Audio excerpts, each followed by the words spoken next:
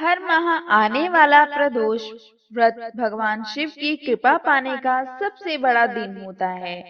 शुक्रवार को पड़ने वाले व्रत को शुक्र प्रदोष व्रत कहते हैं। इस दिन किए जाने वाले प्रदोष व्रत से सुख समृद्धि और सौभाग्य का वरदान मिलता है।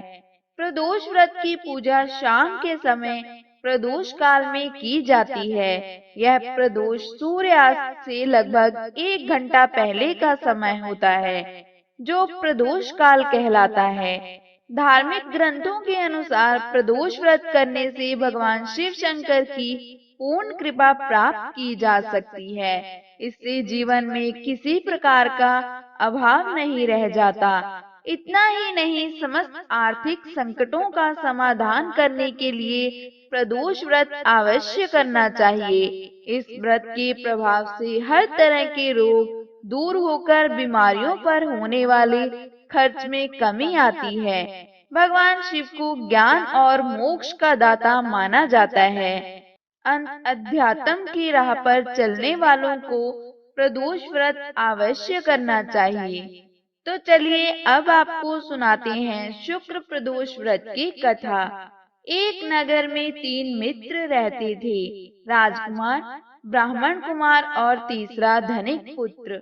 राजकुमार और ब्राह्मण कुमार विवाहित थे। धनिक पुत्र का भी विवाह हो गया था, लेकिन गौना शेष था। एक दिन तीनों मित्र स्त्रियों की चर्चा कर रहे थे। ब्राह्मण कुमार ने स्त्रियों की प्रशंसा करते हुए कहा, नारीहीन घर भूतों का डेरा होता है। धनिक पुत्र ने यह सुना तो तुरंत ही उसने अपनी पत्नी को लाने का निश्चय कर लिया। तब धनिक पुत्र के माता पिता ने समझाया कि अभी शुक्र डूबे हुए हैं, ऐसे में बहू बेटियों को उनके घर से विदा करवा लाना शुभ नहीं माना जाता। लेकिन धनिक पुत्र ने एक नहीं सुनी और ससुराल पहुंच गया।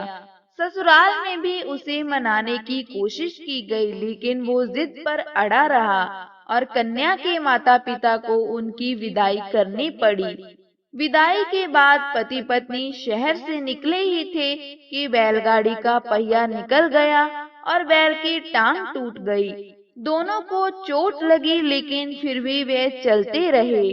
कुछ दूर जाने पर उनका पाला डाकुओं से पड़ा, जो उनका धन लूटकर ले गए। दोनों घर पहुंचे। वहां धनिक पुत्र को सांप ने डस लिया। उसके पिता ने वैद्य को बुलाया तो वैद्य ने बताया कि वो 3 दिन में मर जाएगा। जब ब्राह्मण कुमार को यह खबर मिली तो वे धनिक पुत्र के घर पहुंचा और उसके माता पिता को शुक्र प्रदोष व्रत करने की सलाह दी और कहा कि इसे पत्नी सहित वापस ससुराल भेज दें। धनिक ने ब्राह्मण कुमार की बात मानी और ससुराल पहुंच गया, जहां उसकी हालत ठीक होती गई। यानी शुक्र प्रदोष के महात्म से सभी घोर कष्ट दूर हो गए। इस दिन कथा सुने अथवा सुनाएं तथा कथा समाप्ति के बाद हवन सामग्री मिलाकर 11 या 21 या 108 बार ओम हरि क्ली नमः शिवाय स्वाहा मंत्र से आहुति दें। इसके बाद शिव जी की आरती तथा प्रसाद वितरित करें। इसके बाद भोजन करें। कहा जाता है कि शुक्रवार को प्रदोष व्रत सौभाग्य और दाम्पत्य जीवन में सुख समृद्धि भर देता है। यही कारण है कि शुक्र प्रदोष व्रत का काफी खास महत्व माना जाता है। शुक्रवार के दिन पड़ने वाले इस प्रदोष व्रत से सुख समृद्धि मिलती है।